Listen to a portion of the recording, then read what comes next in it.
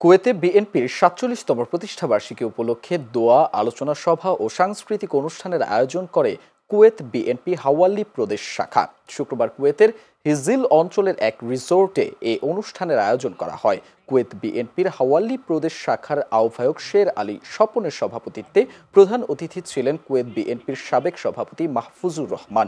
প্রধান বক্তা ছিলেন কুয়েত বিএনপির সাবেক সাধারণ সম্পাদক আবুল হাশেম এনাম। এছাড়া বিশেষ অতিথি হিসেবে উপস্থিত ছিলেন শওকত আলী, শেখ মোস্তফা কামাল, ইকবাল হোসেন, নাসির উদ্দিন হাওলাদার সহ কুয়েত বিএনপির যুবদল, স্বেচ্ছাসেবক দল, তাঁতি দল ও শ্রমিক দলের নেতারা। আলোচনা সভা শেষে বিএনপির প্রতিষ্ঠাতা সাবেক রাষ্ট্রপতি জিয়াউর রহমানের আত্মার শান্তি ও দলের চেয়ারপারসন খালেদা জিয়ার রোগ মুক্তি কামনায় দোয়া ও মোনাজাত করা হয়।